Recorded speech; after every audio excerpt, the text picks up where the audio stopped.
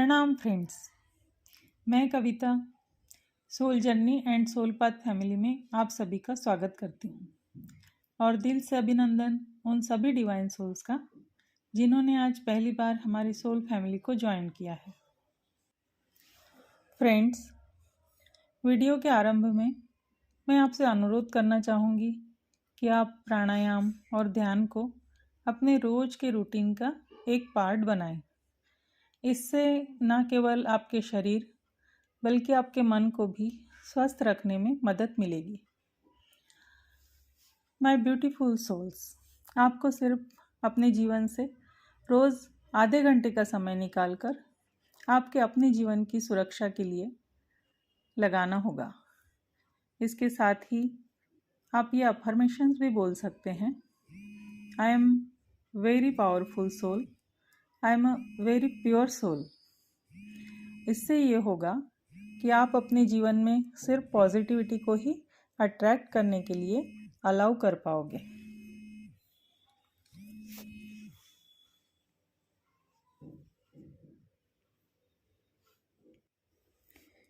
Friends, ज़िंदगी हमें हर पल हर परिस्थिति से कुछ नया सिखाने की कोशिश करती है। हमारे जीवन में आने वाले हर चैलेंजेस हमें कुछ नया लेसन देकर जाते हैं। तो उनसे परेशान होने की बजाय हमें केवल अवेयरनेस रखी जाए तो हर परिस्थिति से हम कुछ नया सीख सकते हैं और इसी का नाम जिंदगी है।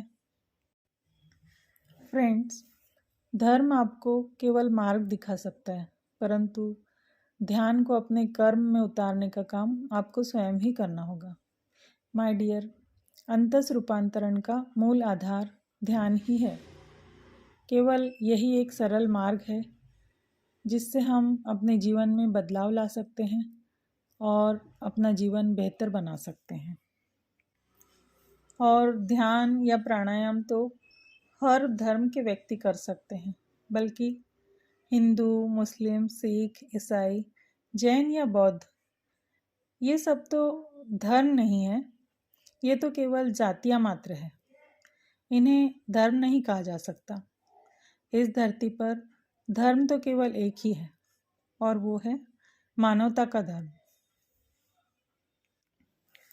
जब परमात्मा ने मनुष्य का शरीर प्रत्येक धर्म के अनुसार अलग अलग नहीं बनाया है, किसी में कोई भेद नहीं रखा है, तो फिर हम कौन होते हैं ऐसा भेद करने वाले?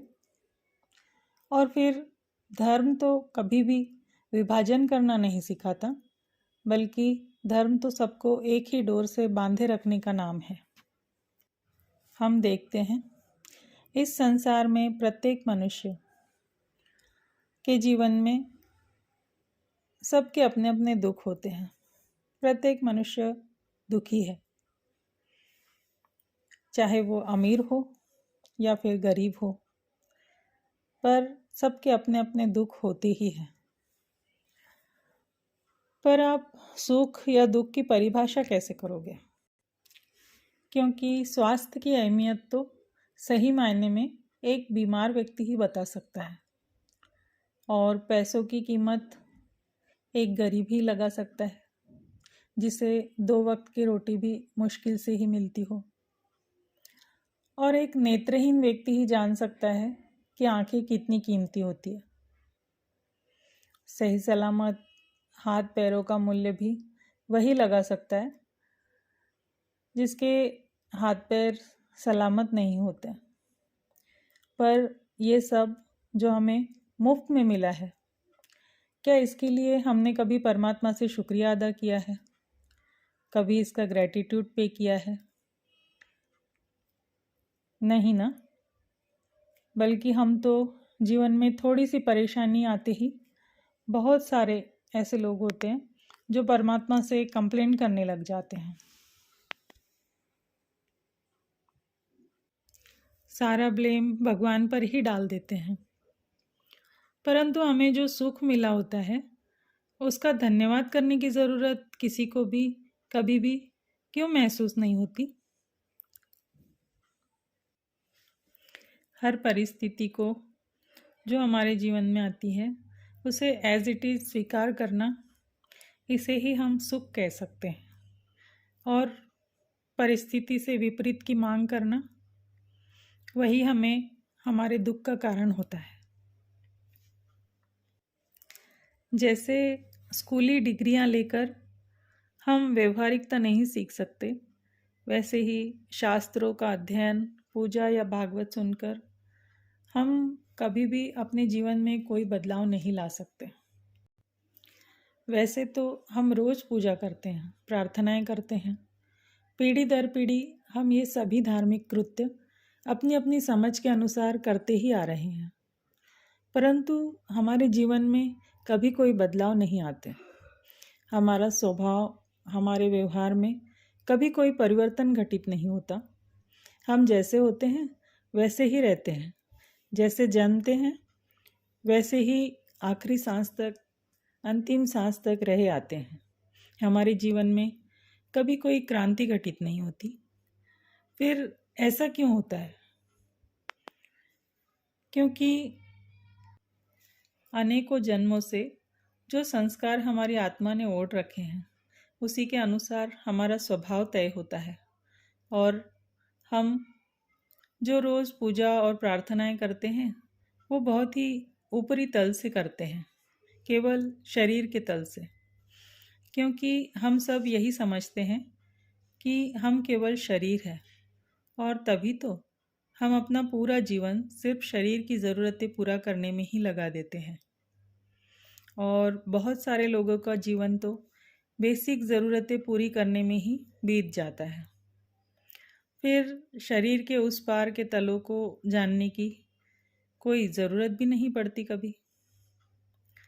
माय ब्यूटीफुल सोल्स, हर मनुष्य में ये पोटेंशियल होता है कि वो स्वयं को जाने, स्वयं से परिचित हो। अगर इंसान चाहे तो वो खुद को जान सकता है कि ना ही हम केवल शरीर हैं और ना ही हम केवल मन हैं, बल्कि प्रत्येक मनुष्य एक चैतन्य शुद्ध आत्मा है। केवल भगवान महावीर, भगवान बुद्ध, मीराबाई, नानक जी, संत कबीर या संत ज्ञानेश्वर या इनके जैसे कुछ और महात्माओं में ही ऐसी काबिलियत थी, ऐसा नहीं है। बल्कि हम और आप में से प्रत्येक मनुष्य उसी परमात्मा का अंश है, और खुद को पहचानने की शक्ति भी हर किसी में मौजूद है। बस इसके लिए हमें हमारी आत्मा पर कई जन्मों से जो धूल का आवरण पड़ा है उसे हटाना होगा। जैसे ही विवेकपूर्ण दृष्टि मिलेगी, ये कोहरा भी छट जाएगा और हमें सब कुछ साफ साफ नज़र आने लगेगा। परंतु इसके लिए हमें रोज़ ध्यान का, मेडिटेशन का संकल्प लेना होगा, तभी आगे का रास्ता साफ साफ नज़र आ सकता है। दोस्तों, हमारे चारों ओर परमात्मा का ही सौंदर्य मौजूद है, पर हमारी दृष्टि केवल इंसानों ने बनाई हुई चीज़ों पर ही क्यों अटकी होती है। कारों के मॉडल्स, इंसानों के द्वारा बने हुए ईंट और रेत से बने बंगलोज, इन पर ही हमारी नज़र टिकी होती है। इनका सौंदर्य हमें बराबर मोहित करता है, परंतु हमारे चारों ओर परमात्मा की बनाई हुई कलाकृतियाँ मौजूद हैं। सुंदर फूल, पेड़, पत्तियाँ, नदी, झरने, पहाड़, पत्थर, इन सभी पर भी तो परमात्मा के ही हस्ताक्षर मौजूद है। पर इनका सौंदर्य हमसे क्यों चूक जाता है? क्या हमें तितलियों के कलर्स, उनके डिज़ाइंस सिर्फ बचपन में ही आकर्षित करते थे? बड़े होने के बाद क्यों नहीं कर पाते? क्योंकि बचपन में हमारा चित्त सरल होता है। अहंकार, लोभ, ईर्ष्या के आवरण से हम अछूते होते हैं।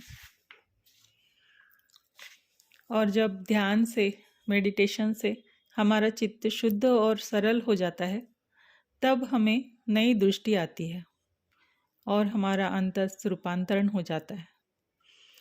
हमें अपने व्यवहार में अवेयरनेस लानी होगी, साक्षी भाव को जागरूक करना होगा, तभी ये सब संभव हो पाएगा। आज बस इतना ही। आप सभी के भीतर छुपे परमात्मा को मेरा नमन। वीडियो पसंद आए तो कमेंट बॉक्स में अवश्य बताइए। आपकी राय हमारे लिए बहुत महत्वपूर्ण है।